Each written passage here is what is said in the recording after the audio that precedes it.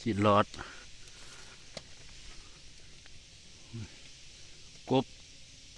กระหอกกระแตโอ้ย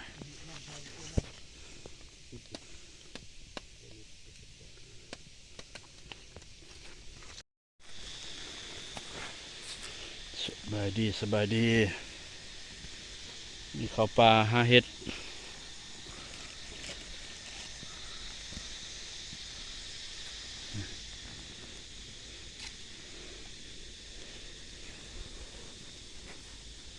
ตั้งทับเห็ดทับเห็ดบนนอนความจอดรถได้มาหน่อยหนึ่ง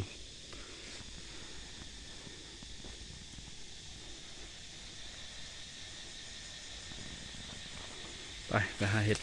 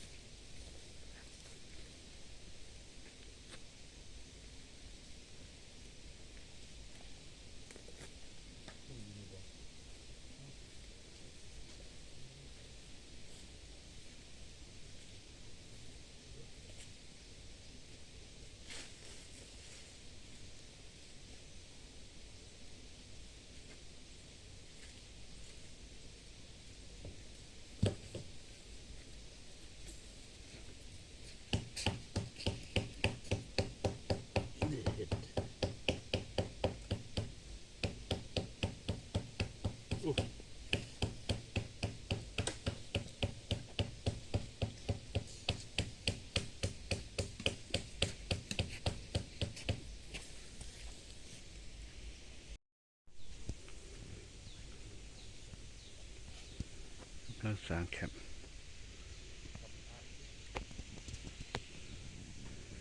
อุปกรณ์ก่อนหาเห็ดเพาะ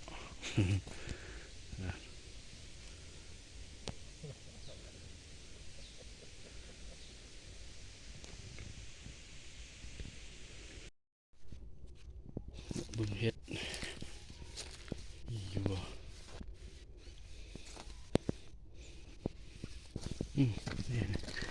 นี่เห็ดเพาะ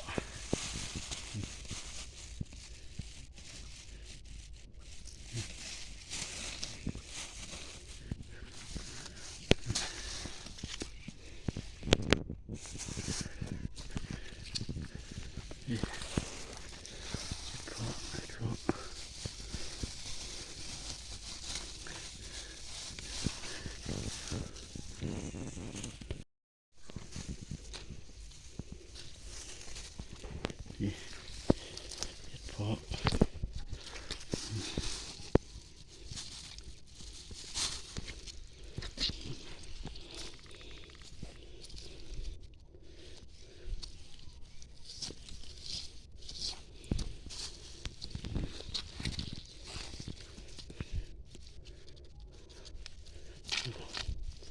ก็มีอยู่พี่น้องเลยมีอยู่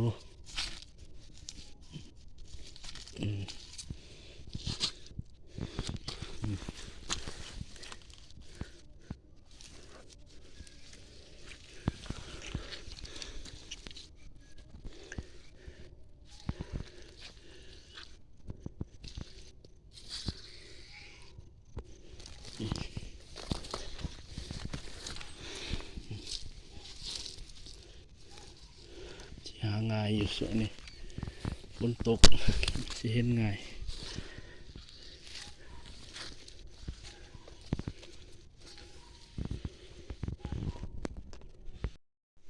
จุดที่พักถือว่าสำเร็จไปเลาะหาเห็ดเพาะ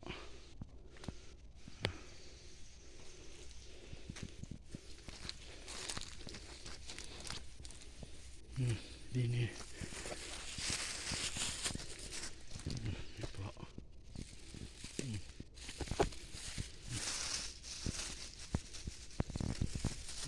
เรียนกันสบาย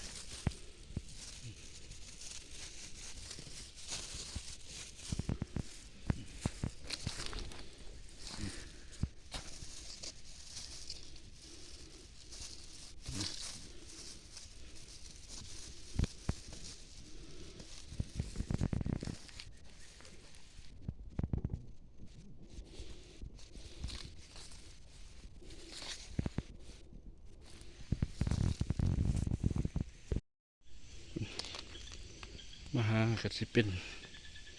สั้นผู้เนาะรวมกันเป็นหวยหากันต่อ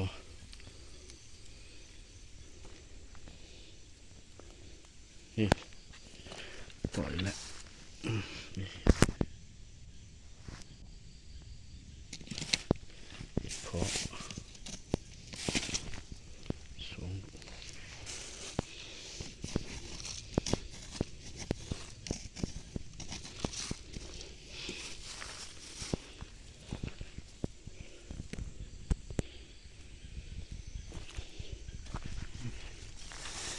ซีเมนต์หน่อยอ่อนๆอยู่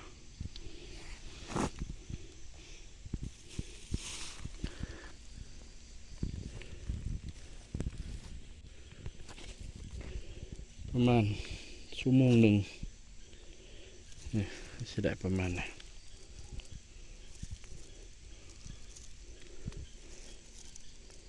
หลายเติมอยู่นี่ซีเมนต์พื้นอยู่นี่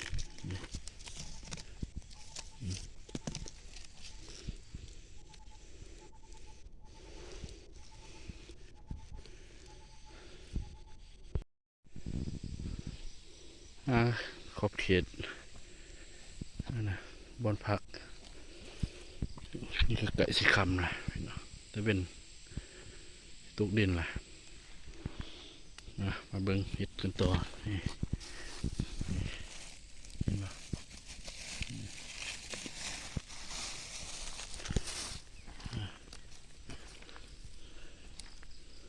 นี่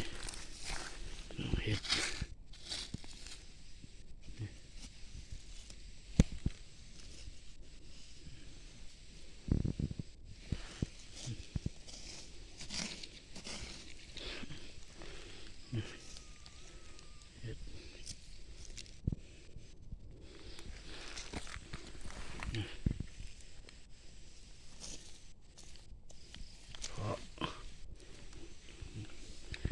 ให้เขาเอิ้นเห็ดอีหยังเนาะเห็ดอีหยังเห็ดถอกบ่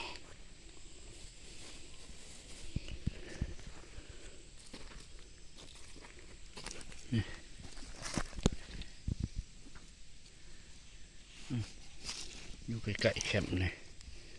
เนาะเลย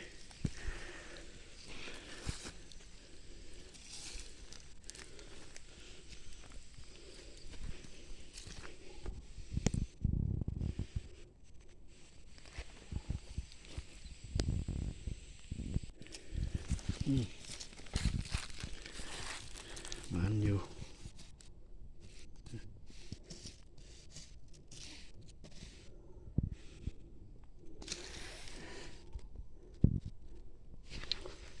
โอ้ยมาเบิ่งผลงาน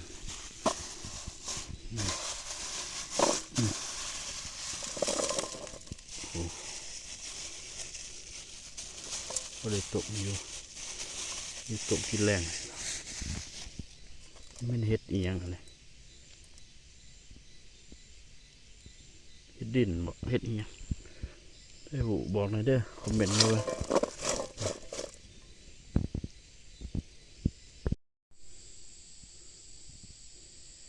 กระเทียมบนนอนเป็นที่เห็บหอยแล้วไปเบิ่งต้มเห็ดเพาะ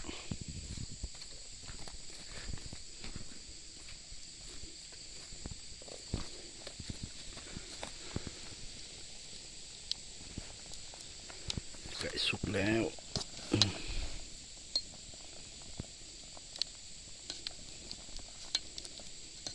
เห็ดเพาะใหม่ๆอ่อนๆ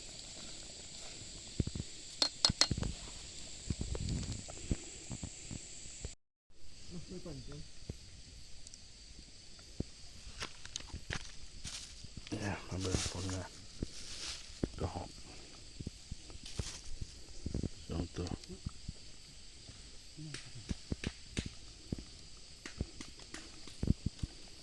ก้อยกระหอบต้มเห็ดเพาะพี่น้องโอ้ยสุดยอดแล้วนั่นแหละ ดินมาเด้อ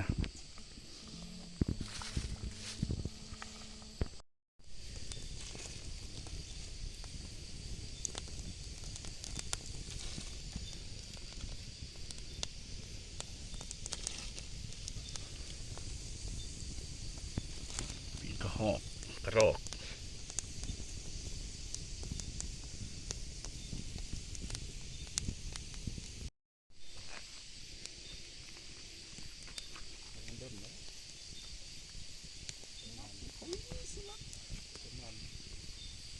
ต้นมันน่าจะบ่มีกินมันเลือกกระดูกจะเข็มจักจางบัดนี้มาก่อยกระหอก งานนี้จะใส่อยู่บ่ เห็ดเพาะ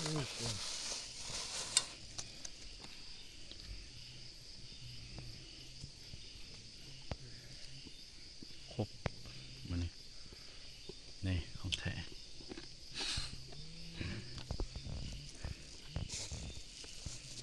เอามาข้าวโอ้แข็งเลยข้าวมา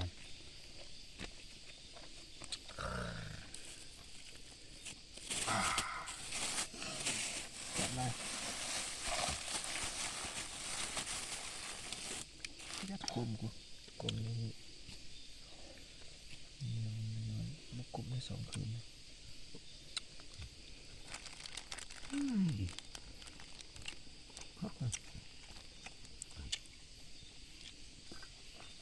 โอ้เล็บดำ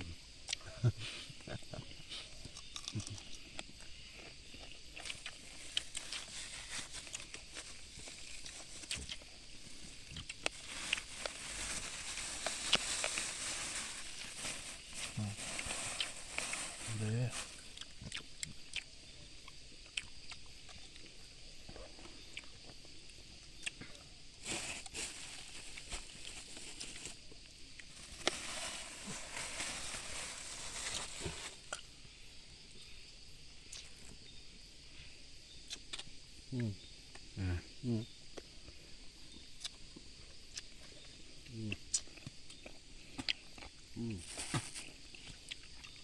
โอ้เข็มเลย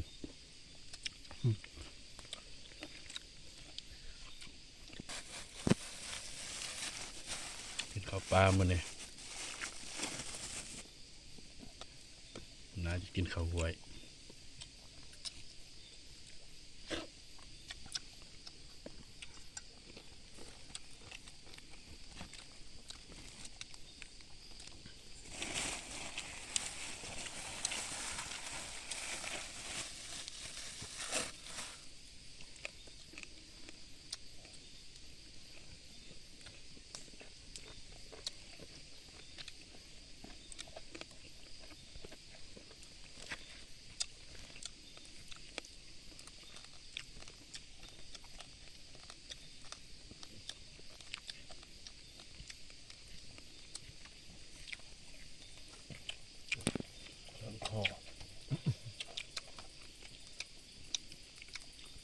เผ็ดอะไรเผ็ดผมบ้า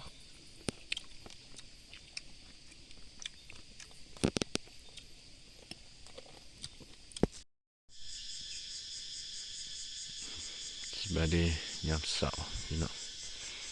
เนาะตอนเวลา5 โมงเสาร์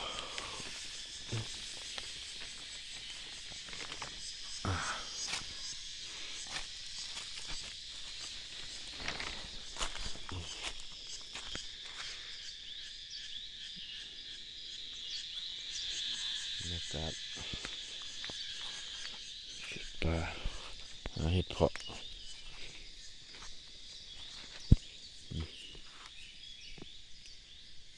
ครับ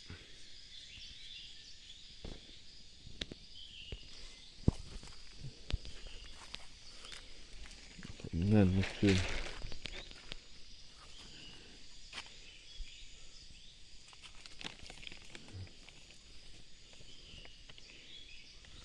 กระหอกปีกกระหอกยังตัวหนึ่งได้บางตัวบางได้ ตื่นมุกเสาร์นะ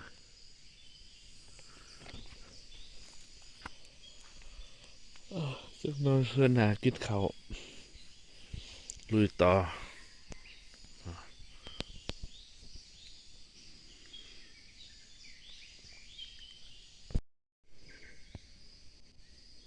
อกาแฟยามเช้าก่อนออกเดินทางต่อ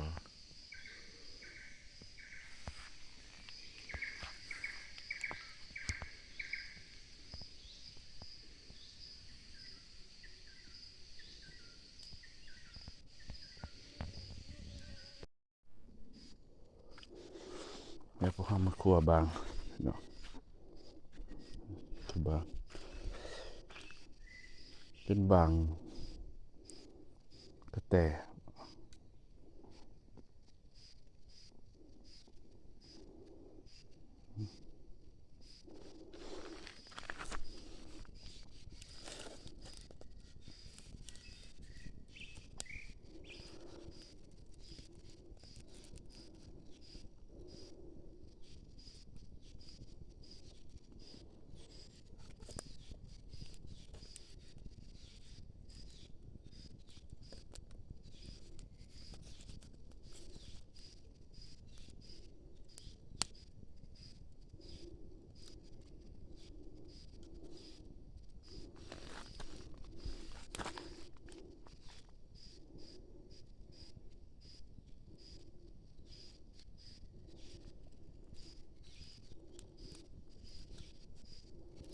บางหน่อยบางชนิดนี่สิตัวหน่อย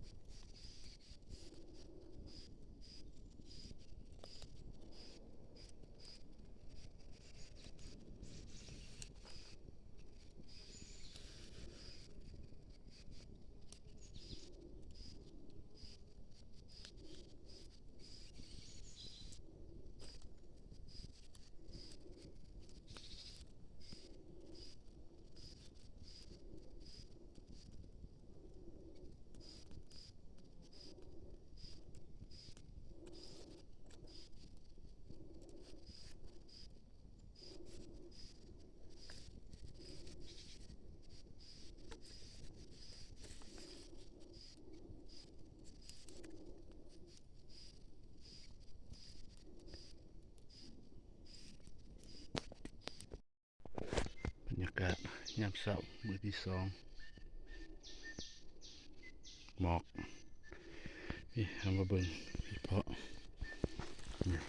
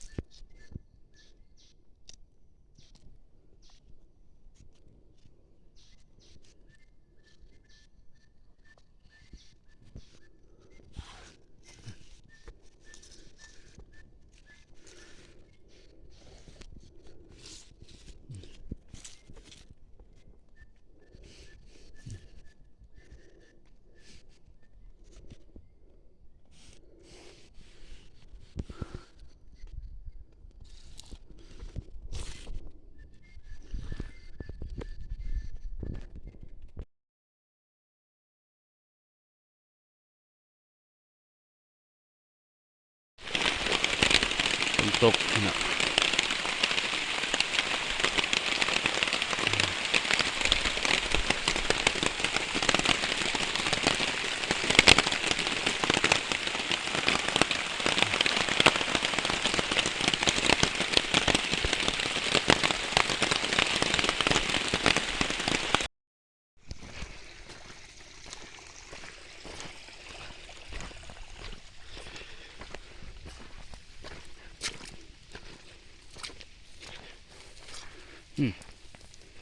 มันแหละพี่น้องมันล่ะ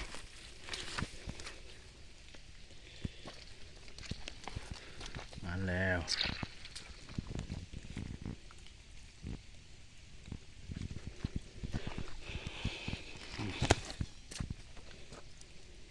นี่เจออากาศ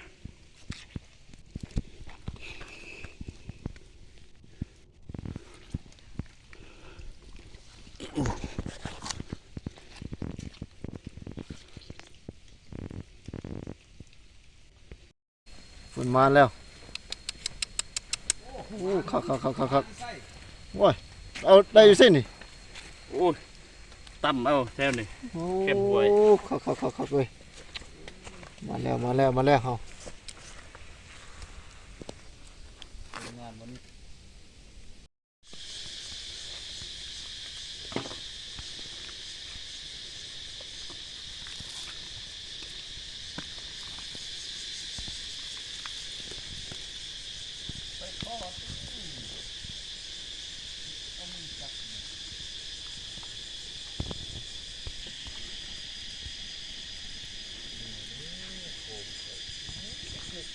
พยานในน้ำมันไต่บอลคอย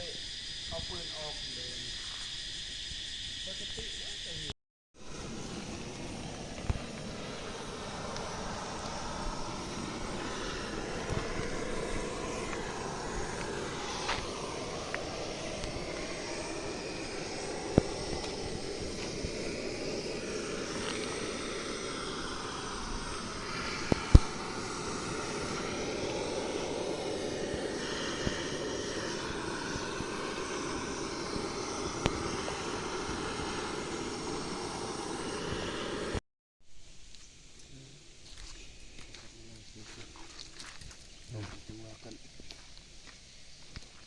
ทันยัดคนตกนะนี่ประมาณ12 โมง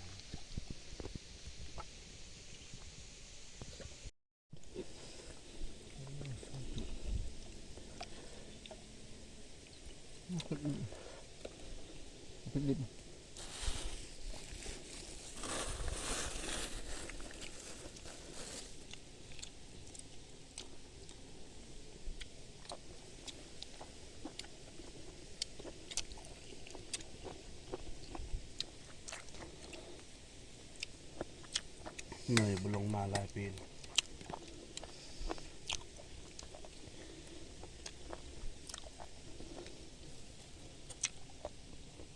มันตอนนั้นมีปง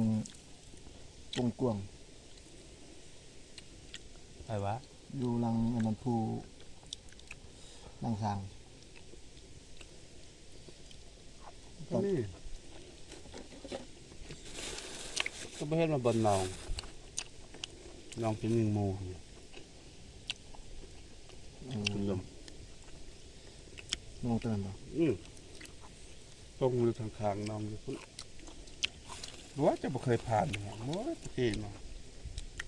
ยามพลมาจากผ่านเหยียบเท่านั้นตะกี้โปงพลบนสร้างอาวุธในบนนั้นกวางมักเหยียบ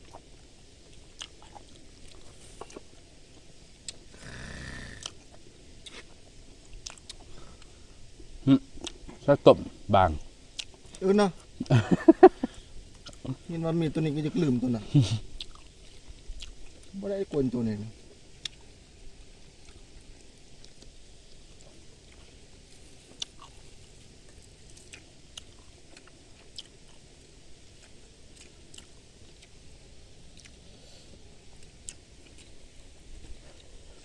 มากินข้าวเที่ยงบวงเลยนี่วีกันเดียวเตรียมกันเอา ว่ามีบ่วงบ่ ยังกันหนึ่งเขาถือมา4 กัน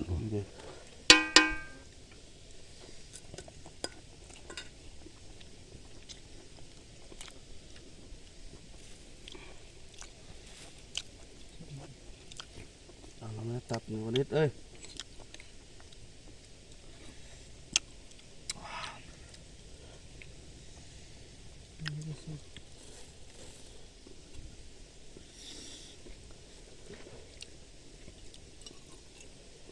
ม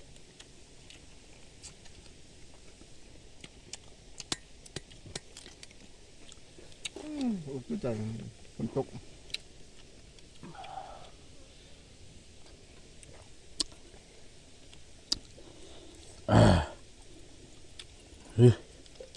ผ่าน เดี๋ยวเรามึงมา ตุบบาง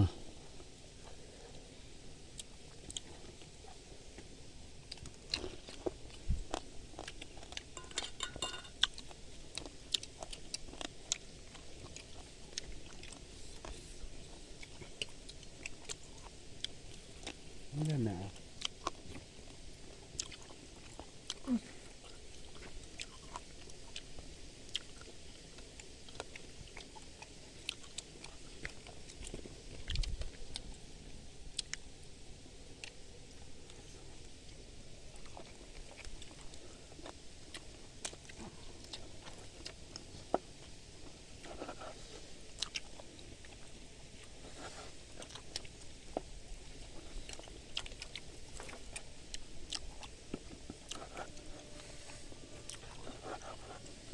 เราคงข้ามไว้จะไปน้ำ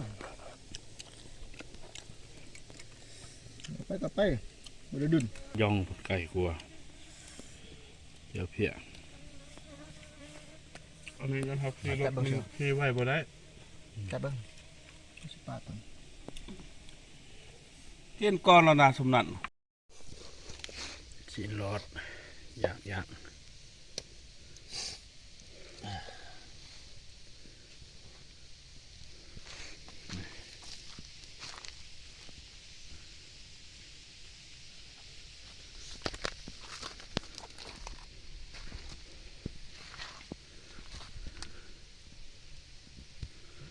เครื่องในต้มไว้กินตอนแรง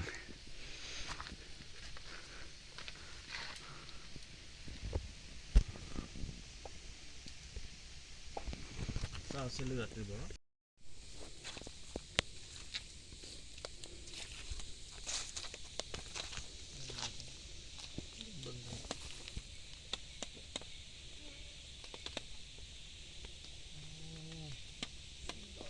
พี่น้อง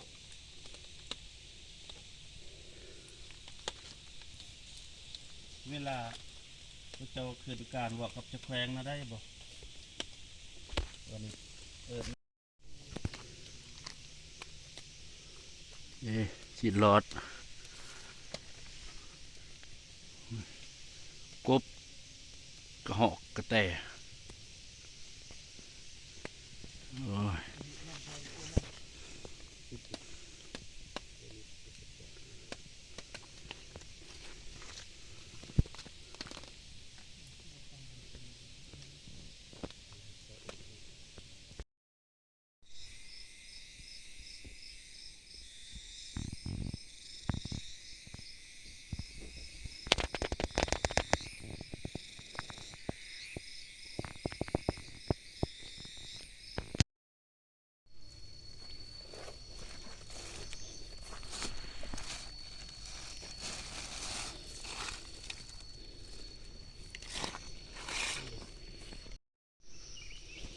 โอ้คนหินบ่เนี่ย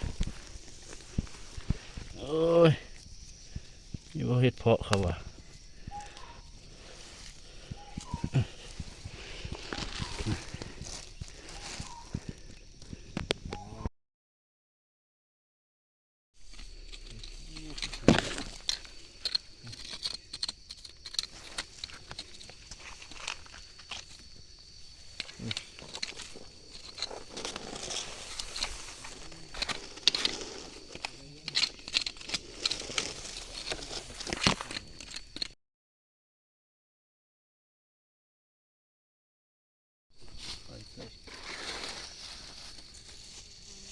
แถวเนาะ เฮ็ดเพาะฝ่ายเอาบ่เนี่ยเอาบ่ โอ้มีเลือกนี่เห็ด เอาพงตัวนี้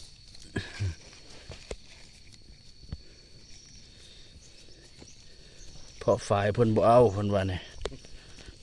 เอาแต่หนัง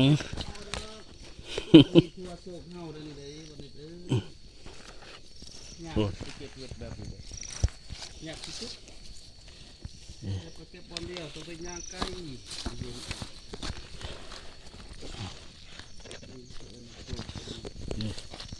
นี่โอ้ยจะเฮ็ดเอาเลย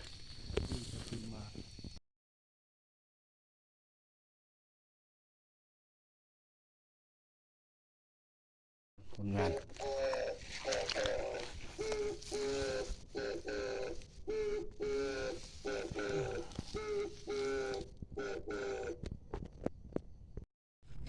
มาเบิ่งปลาย่างเห็ดเพาะโอ้ยคนงานมือหนึ่งคนงานเบิดมือ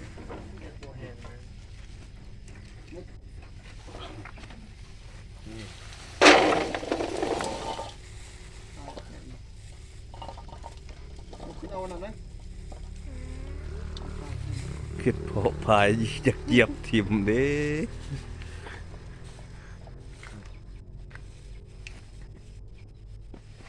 เต็มดีเต็ม